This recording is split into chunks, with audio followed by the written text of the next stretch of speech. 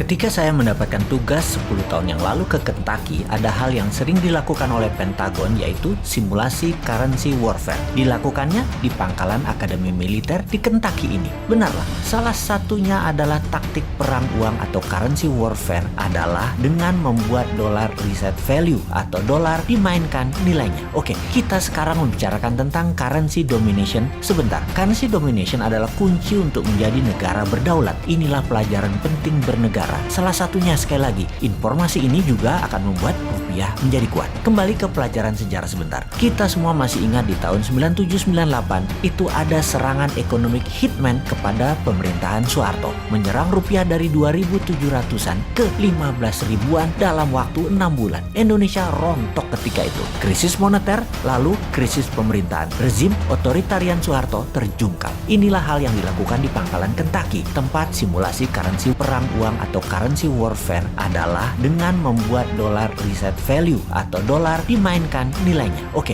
kita sekarang membicarakan tentang currency domination sebentar. Currency domination adalah kunci untuk menjadi negara berdaulat. Inilah pelajaran penting bernegara. Salah satunya, sekali lagi, informasi ini juga akan membuat rupiah menjadi kuat. Kembali ke pelajaran sejarah sebentar. Kita semua masih ingat di tahun 97-98 itu 500 rupiah dibuat 1 dolar 20.000 rupiah. Jadi Indonesia yang memiliki hutang dalam dolar sekitar 450 billion dolar atau sekitar 6.000 triliun rupiah mendadak dalam sekejap hutangnya jadi 9.000 triliun rupiah. Bangkrut itu pemerintah dalam seketika kalau hal itu dilakukan, yaitu dolar nilainya dinaikkan 30%. Lalu dalam layar simulasi ada nilai currency dolar terhadap 190 negara di dunia. Dilihat apa yang terjadi. Bagaimana dengan negara Singapura, bagaimana dengan Jepang, bagaimana dengan negara Eropa, bagaimana dengan Tiongkok, dan lain sebagainya. Menariknya, ketika dolar dinaikkan 30%, Tiongkok tidak rubuh. Cadangan devisa mereka walau ada dolar, namun gold di Tiongkok kuat dan banyak. Juga yuan dipakai di beberapa negara mitra mereka, membuat Tiongkok kuat. Simulasi kedua, nilai dolar dijatuhkan 50%. Ekspor barang Indonesia dalam dolar jadi hancur. Indonesia rubuh juga. Dalam bahasa Lemhanasnya adalah fail state. Dan hebatnya lagi, Tiongkok tidak rubuh ketika dolar dilemahkan 50%. Simulasi berikutnya yaitu dolar di-cut 80% alias tinggal 20%. Ternyata Tiongkok juga tidak lumpuh. Pokoknya di harga dolar berapapun Tiongkok kuat, bahkan Amerika yang rugi. Menariknya, Indonesia di level turun 20%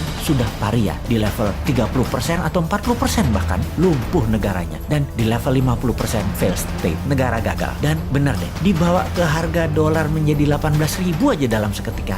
Biar pemerintah Indonesia. Sekedar mengingatkan, yang rubuh pemerintahnya ya, bukan negaranya loh ya. Oke, itu adalah salah satu di antara banyak informasi di Kentucky. Apalagi oleh-oleh dari Kentucky, pangkalan dan akademi militernya keren abis. Tempat latihan fisiknya, latihan baris berbarisnya, latihan jungle survivalnya, pelatih-pelatihnya, world class semua. Dan ketika summer, anak-anak remaja digojlok di summer camp, dibuat kekinian pusat pendidikannya. Suara musik, bernyanyi, api unggun, sharing, kegiatan olahraga, hobi, semua berubah menjadi tempat yang seru bagi anak remaja dengan disiplin militer yang tinggi. Masuk pendaftarannya bahkan ngantri sampai berbulan-bulan. Dibatasi kepesertaan anggota demi hasil maksimum. Sungguh pengalaman di Kentucky tersebut saya akan bawa ke tim camp kita di Millionaire Teen Bootcamp 2021 ini. Lengkap dengan pelatih anggota pasukan khusus yang memang elit dan terbaik yang melatih anak kita. Juga tim paskibraka nasional yang akan membimbing mereka. Ditambah pelajaran bela negara oleh instruktur Lemhanas. Plus yang Millionaire program oleh Bosman. Selamat bergabung.